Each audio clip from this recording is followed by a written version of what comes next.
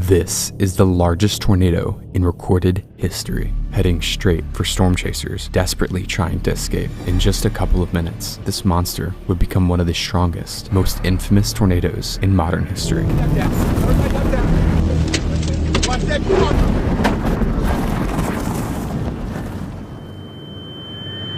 But how did this happen? An EF5 tornado just went through Moore, Oklahoma, leveling multiple neighborhoods. The large Oklahoma City metro is left in shock at the devastation. May is an active time for tornadoes in Oklahoma, but nothing like this could have been predicted. One thing about the weather, though, is that it stops for no one.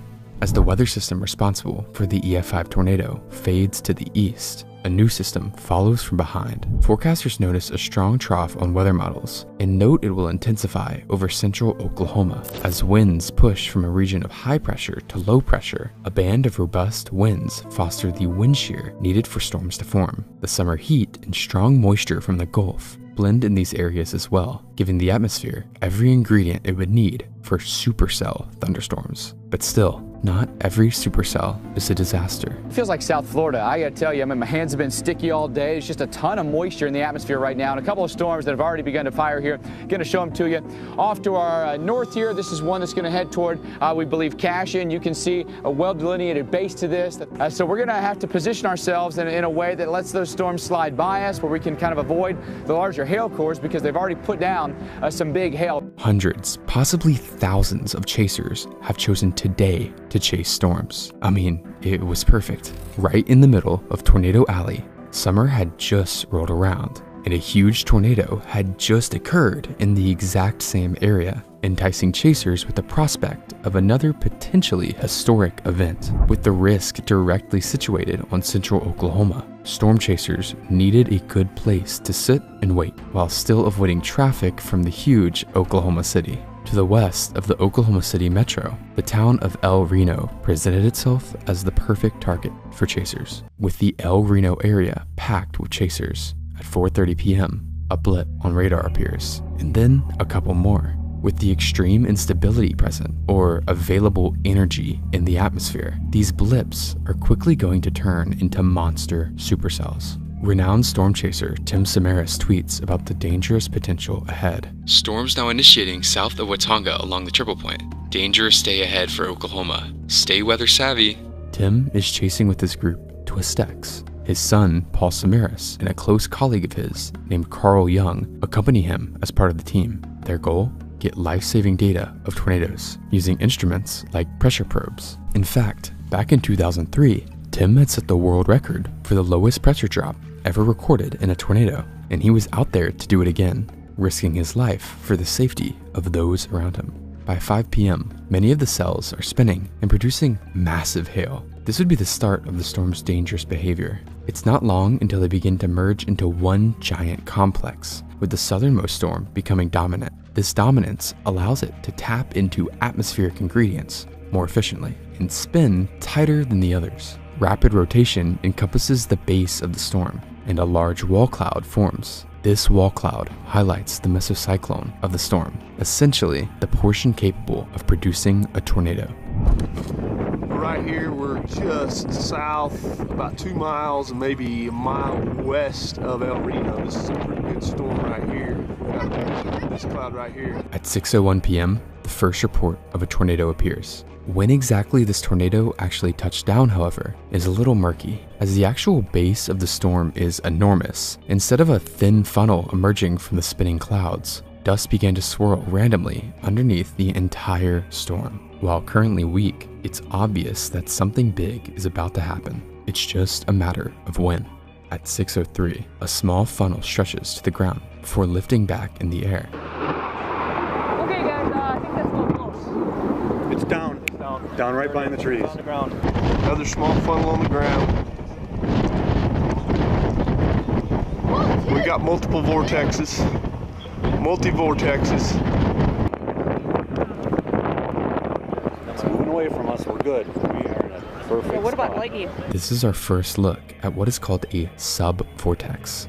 You see, tornadoes are not exactly one single spiral into the air, but rather multiple strong vortices of wind spinning around a common center. Typically, these vortices are so close and similar in strength that they appear as one. But in this storm, the area of rotation is so large and has so much energy. These sub-vortices appear erratically and discreetly under the base. Multiple smaller circulations converge and morph towards one main tornadic circulation, and the entire beast sways around unpredictably. If this isn't already confusing enough, the situation becomes more erratic as multiple instances of twins to even quadruplet tornadoes occur.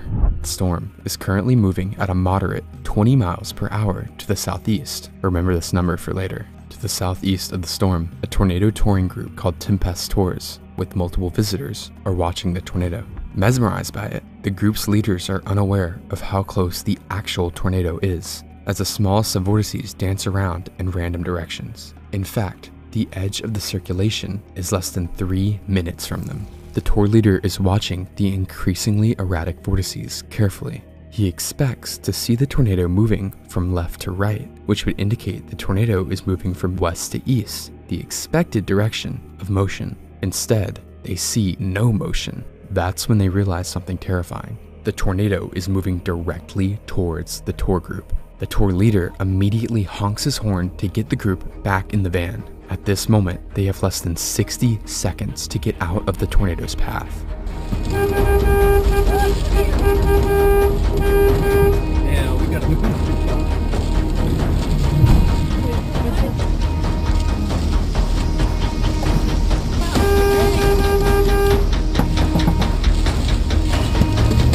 Get in now, get in now. Yeah, keep going around now. Shut that door. The tour group members jump into the vans, and the convoy bombs southwards to escape the tornado's path. Fortunately, they are able to outrun the vortex, a rare occurrence in comparison to others. The majority of chasers have positioned themselves to the south of the tornado. This is because, again, the tornado should be moving to the northeast, but because of the sudden southeast motion, they find themselves scrambling to get out of the way of the powerful circulation.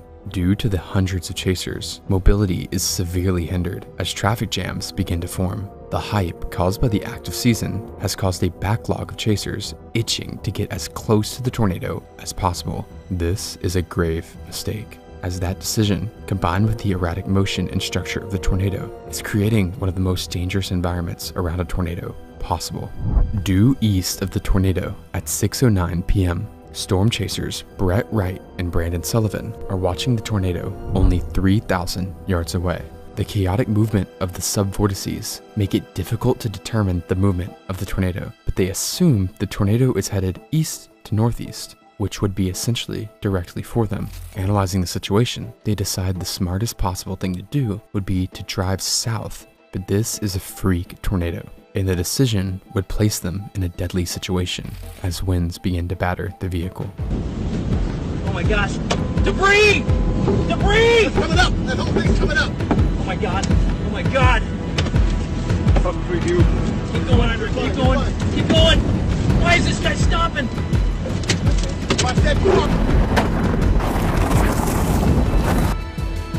You may be confused as to why they waited until the tornado was so close to them, but the same illusion that almost killed the tour group has struck again, making the motion seem much less direct than usual. The wet roads and gusting winds mean their car is limited to max 40 miles per hour, a speed which is not at all fast enough to escape the massive growing wind field. As the strongest inflow winds feeding into the tornado strike them, a nearby farmhouse is torn apart, pelting their car with debris and shattering the windshield.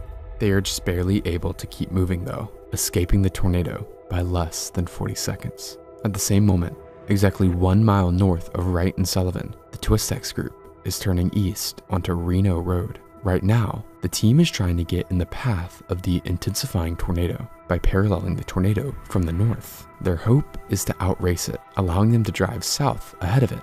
As they follow the tornado, they no longer see a collection of subvortices like earlier, but instead a giant wedge, a tornado that's wider than it is tall.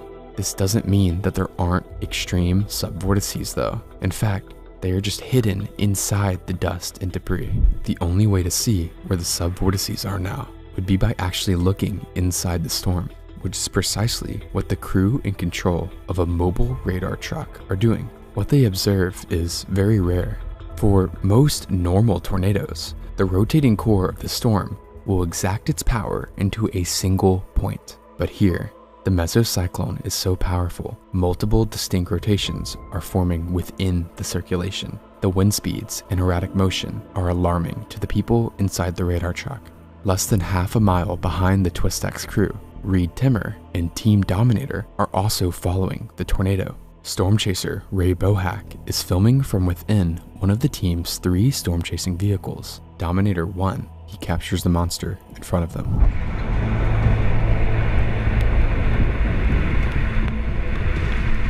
The massive wedge tornado can be seen in the center of the screen, with Team Twist-X just up ahead, right next to the tornado. Unknown to the team though, they're in a very dangerous location.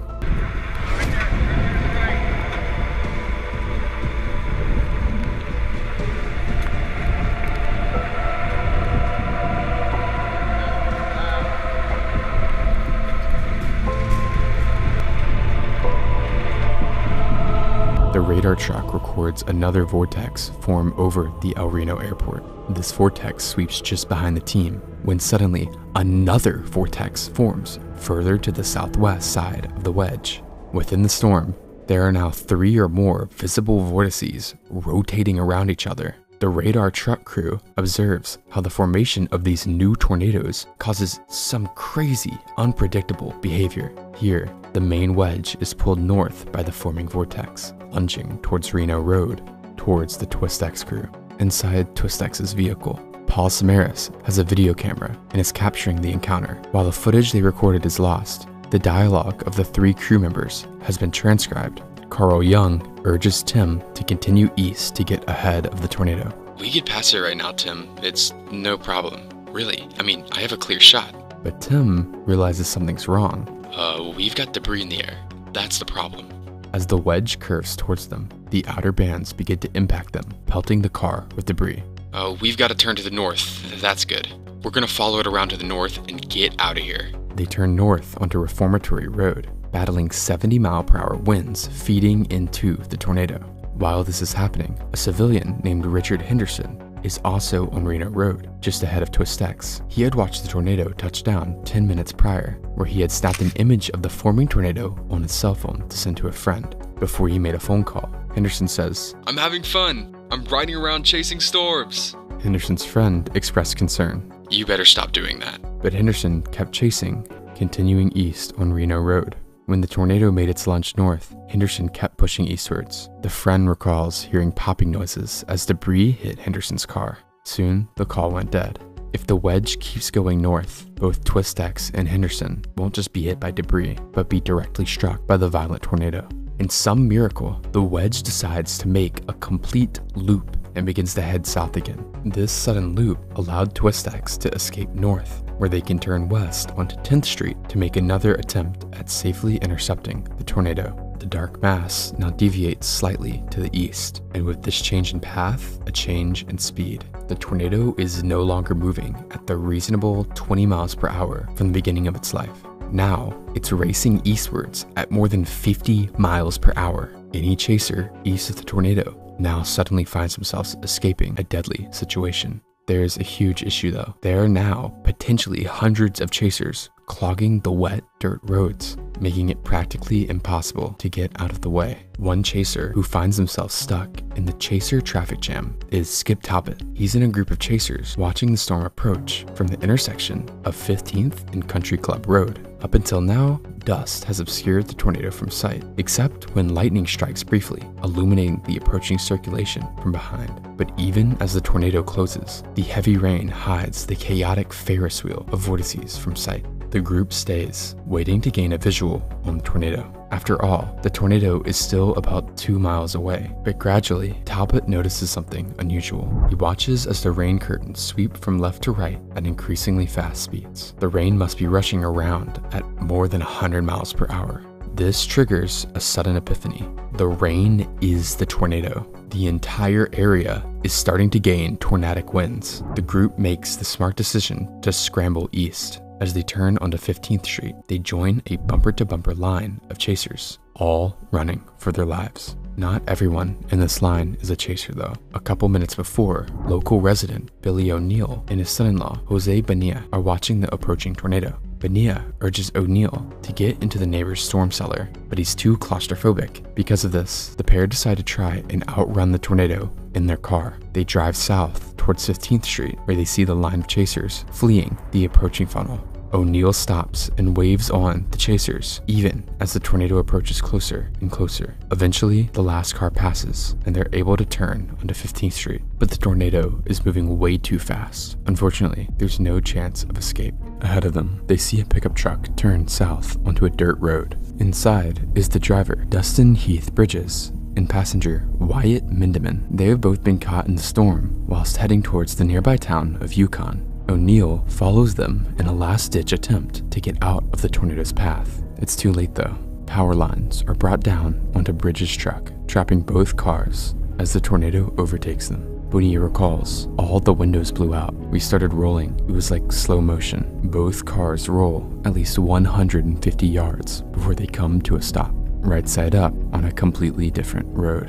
Bonilla climbs out of their door and hears screaming from Bridges' pickup. He runs over to find Bridges hanging out at the door by his seatbelt. Mindeman is sat with a crushed leg, unable to help him. Bonilla rushes back to O'Neill to get help, but when he arrives, he realizes O'Neill has passed away. Bonilla grabs a piece of broken glass to cut Bridges free from his seatbelt. Paramedics soon descend on the scene, but when they arrive, Bridges has gone unresponsive. He and O'Neill are pronounced dead at the scene, the first deaths attributed to the tornado.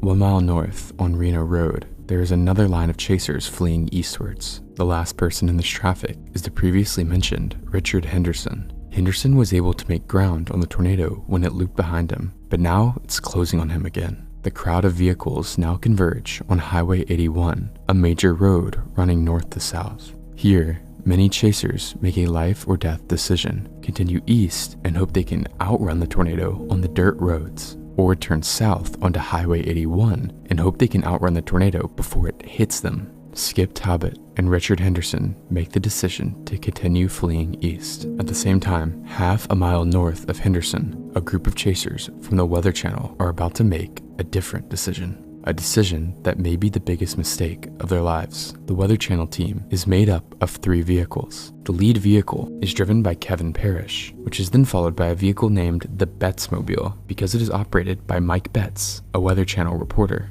Betts' producer, Austin Anderson, and a cameraman named Brad Reynolds also accompany him. The convoy stops just north of Reno Road so Betts can make a live broadcast as the tornado approaches from the southwest.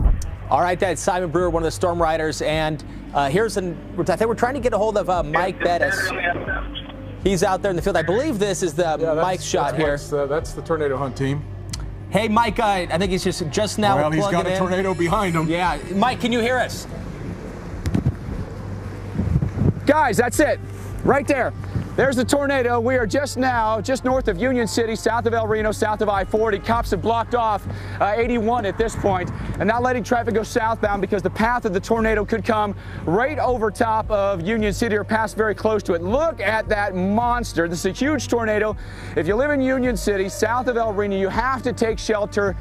We may actually quickly try to get in our cars and get south of this. That'd be the safest place to do that. I think we have to go now in order to stay ahead of this and not get run over by it. So guys, I think we're gonna get back in our cars. We're gonna try to keep our cameras on top of this and we're gonna roll just to stay safe, okay? We'll be back with you in just a minute, but huge, violent tornado right now approaching Union City, south of El Reno, Oklahoma. Their decision to drive south seems like a reasonable idea. To their north and west, giant, record-sized hail is falling. Traveling east would keep them in the potential path of the tornado, so booking it south towards clear air is by far the most appealing option. Sadly, once again, illusions hide the danger they're about to put themselves in. You see, the tornado is so large, it seems like it's barely moving yet again.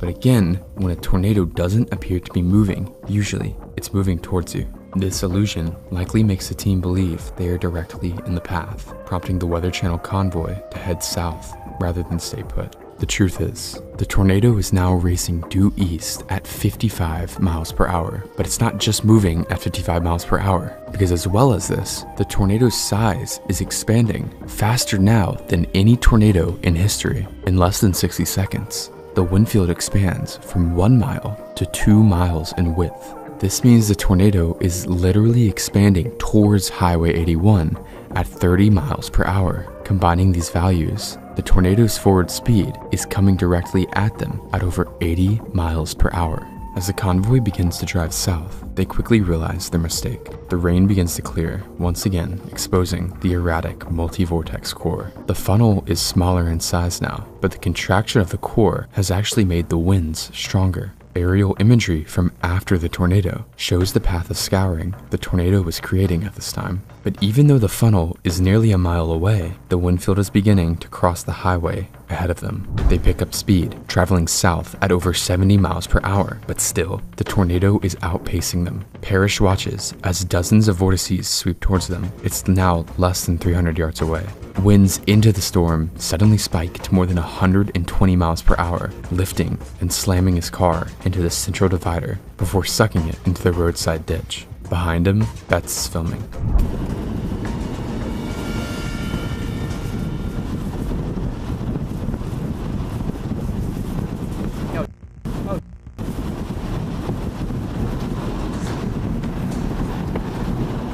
Hold on, brothers. Hold on. Everybody jump, go, go, go. Just keep going if you can. Keep going. Parrish can be seen in the ditch just before the winds of the Bettsmobile are smashed in as the core passes directly overhead. Can everybody jump down? Everybody jump down.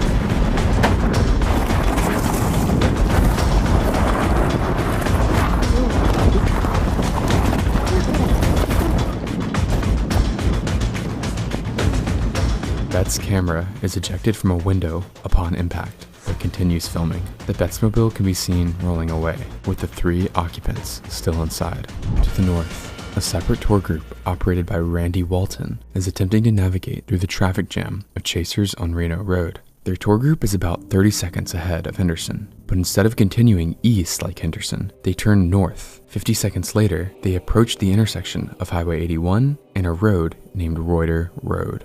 At this exact same time, the TwistX crew is now approaching Highway 81. Neither TwistX nor Henderson are aware of the incredible speeds at which the tornado has expanded eastwards. Tim says, "We're probably going to have to cross 81 if this road is good, and then try and drop down if we got some viable roads." They pull up behind a Toyota Yaris. The driver is storm chaser Dan Robinson. Robinson has a rear dash cam rolling, filming TwistX right behind him. Robinson looks south and also sees the tornado crossing the highway. This convinces him to continue east onto Reuter Road. TwistX decides the same. Randy Walton records Robinson's Yaris crossing 81, followed by the TwistX crew's white Chevrolet Cobalt. Walton and his group would have no clue they were recording the last moments of the TwistX crew. Thinking quickly, Walton also decides to turn onto Reuter behind them. Right on 81. Yeah. Copy. Go slow. Copy. I've never had anybody tell me to go slow before. Go to the highway, back where we came from and go keep going where we're going. Turn around? 10-4, turn around, and then we're going to go back the exact same way we were just going. This decision to turn around, without a doubt, saved their lives. But Dan and TwistX are continuing down Reuter. To the south, Henderson is still stuck behind the line of chasers on Reno Road. After the powerful core strikes the Weather Channel convoy, it begins to do something that no chaser was expecting. It begins to move north. The heavy rain is not only slowing down the line of chasers in front of him, but it's also completely obscuring the tornado that's rapidly approaching him. As far as he's aware, the tornado is still a mile to his south, where he last spotted it. But in an instant, the winds begin to roar and debris begins to pelt his vehicle. There is quite literally no time to react to what's happening, as the tornado roars just behind him, east of the intersection of Alpheldale and Reno Roads. His car is lifted and flung off the side of the road. He disappears into the darkness. Emily Sutton, a chaser just ahead of Robinson, films the core once again revealing itself. The funnel is a stovepipe shape, no more than 250 yards wide at its base, but the wind field is still growing. To the north, Twist-X still can't see the tornado. Heavy rain to their south means it's essentially invisible, and determining its motion is impossible. They can only assume it's continuing eastwards. This thing is moving 40 miles an hour, 30 to 40 miles an hour to the east. Tim is likely guessing here, as the tornado is much closer and moving much faster. As the rain begins to clear, it's hard to discern what exactly is to their south. No, I see it. Well, maybe I don't. Tim looks up the road. Dan Robinson's car is just ahead, and rain bands begin to sweep towards the road. He glances back towards the mass of rain, where the funnel is beginning to reveal itself. The air around him grows, quote, eerily calm. There's no rain here. Actually, I think we're in a bad spot. These are the last words that we verifiably have of the Twist-X crew before the camera recording cuts off. It had used all of its storage, but at this point, the tornado is 90 seconds away. Robinson's rear dashcam continues to capture the white Chevy Cobalt. He also begins to realize what's happening. What is that? What is that? It looks like the tornado. The car won't go. I've got to get out of whatever this is. The car just isn't going. Twist-X's Chevy, with less power than Robinson's Toyota, falls behind him. The rear dashcam captures the car disappearing from a pair of headlights to a single speck of light.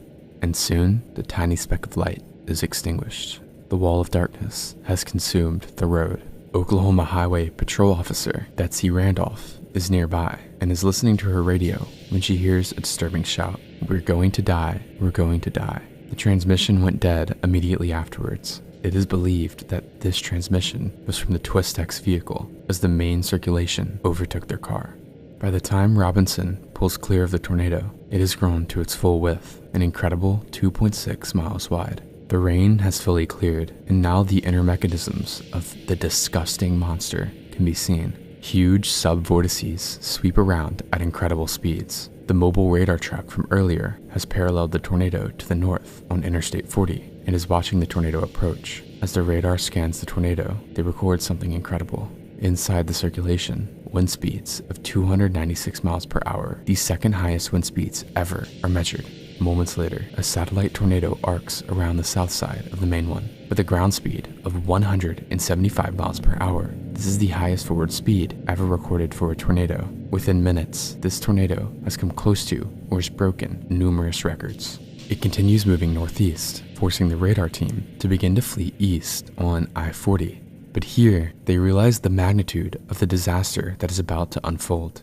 I-40 is a major highway that is packed with civilians and storm chasers alike. An EF5 strength tornado, with winds approaching 300 miles per hour here, could kill hundreds. Worse yet, if the tornado continues to track east, it will enter Oklahoma City. Panic begins to ensue in the Oklahoma City metro area. Residents haven't even begun to clean up from the EF5 and more the week before, and now an even larger storm is closing in on the city. The panic only worsens the mob of cars congesting the interstate. But even when the situation seems like it couldn't get any worse, the lead newscaster for the Metro, Mike Morgan, says this live on air. Need to be, if you can go south right now, if you don't feel safe, go south. Get out of its way. Reed Timmer is on that. Reed, what do you have? This dire language prompts tens of thousands more to attempt to flee the area towards the south, bringing the area's already heavily congested traffic to a complete standstill. Thousands are now stuck in the path of this massive, violent tornado. Its erratic movement means forecasters have no idea what it's about to do next. If it continues eastward, it will follow I-40, where hundreds of cars are stuck. The outcome of a violent tornado hitting this traffic jam could be a death toll in the hundreds. The tornado is once again hidden by rain as it approaches I-40. Sub-vortices still sweep around the main circulation, one of which swipes a small neighborhood of homes. Fortunately, the fast-forward speed of the sub-vortex spares total destruction of the area. As the tornado crosses I-40, it loops before heading due east. Following the interstate, hundreds of cars and structures are now in the path. And beyond the interstate, the densely populated suburbs of the Oklahoma City Metro are now in direct sight. It's not long until chaos begins to ensue on the interstate. Numerous 18-wheeler trucks were toppled. People's cars were picked up and rolled, and while many were able to survive, this luck would not last. Maria Martin, her husband, and their 3 children had pulled over their minivan onto the side of the interstate, hoping the tornado would pass by. Only the husband and 2 of the children were still inside the vehicle, injured but alive. Maria and her 17-day-old baby passed away. Just as the core of the tornado inches near the highway, a miracle seems to occur. The circulation begins to become increasingly messy and is weakening. Within a couple of seconds, the tornado would disappear into nothing.